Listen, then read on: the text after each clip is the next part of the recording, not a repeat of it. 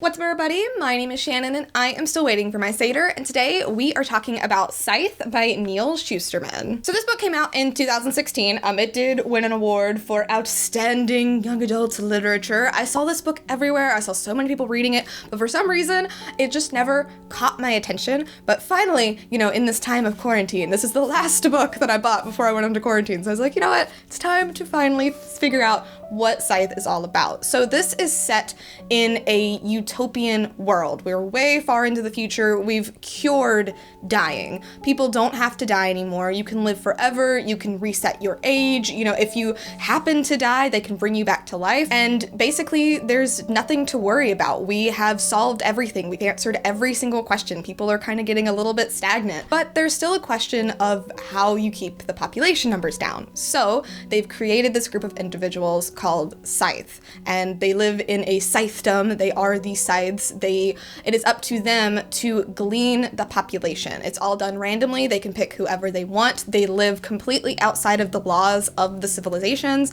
and our two main characters in this book are chosen to become Scythe apprentices.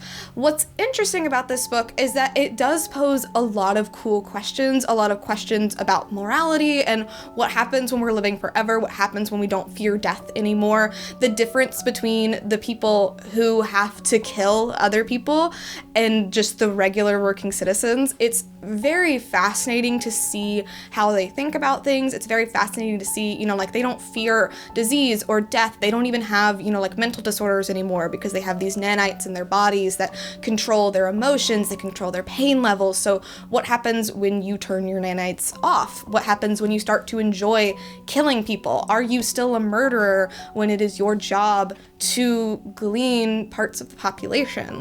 There are a lot of cool thought exercises within this book, and there is a reading guide in the back. If you were to read this for a class or anything like that, there are some questions that you can answer. I think that is really good. There's a lot of stuff in here, but story-wise, I didn't really enjoy it all that much, and it's funny to me. This book was written in 2016, and it is a young adult novel. It reads more like 1984, which was written a long time ago. It just doesn't feel very new. It doesn't feel very fresh, and it doesn't feel very young adult to me. To me, a young adult novel is gonna have coming of age somewhere in there. Obviously, our characters are gonna be a little bit younger, but ultimately it's gonna center around hope and never giving up and all of that kind of stuff. This book feels very pessimistic to me.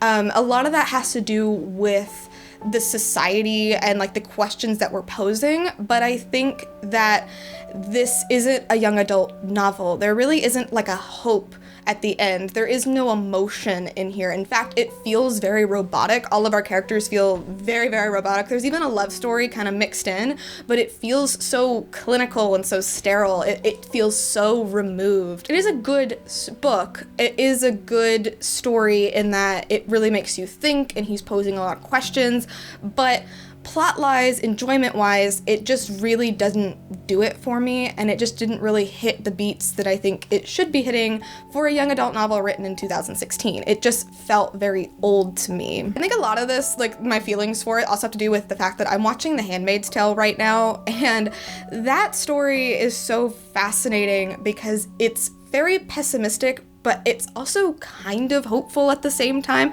That one's not YA. That is clearly it's an adult novel, it's an adult TV show, but it felt similar to Scythe and yet different. I feel like the ideas are executed a little bit better in a story like that. There's also some other, utopian, dystopian type of stories that I think do YA better than Scythe does. I'm not saying that Scythe is a bad book. Like I said, it is really good. It won an award for outstanding literature for a reason, but I just don't think it's as good as some people are saying that it is. I think it's more interesting as a thought exercise. Because of that, I do wish it was a little bit shorter. I did start skimming it because it just gets very preachy and lofty and larger than life. I really think it could have been pared down. The best things about it are after every chapter, there is a little journal entry from different scythes within the Scythedom. That was what was most interesting because that was finally personal. That was finally emotional. I finally felt like you could connect with a character in that. And then when we get back into the narrative, it started to feel robotic and clinical and sterile all over again. So I'm giving this book a B-. I don't really know if I would recommend it. I don't think I'd recommend it right now. I think with the state of the world right now, this isn't really the best read mental-wise, but I do think it is interesting. I can definitely see this being a book that we're going to start seeing like classrooms read down the line. Obviously, it is prepared for that. I do think that's going to happen. I can see this book becoming a classic, but only because of the ideas that it's presenting, not because of the stories, not because of the characters, not because it really leaves any kind of lasting impact on you, just because it makes you think. So it's getting a B- from me. Recommend it, don't recommend it.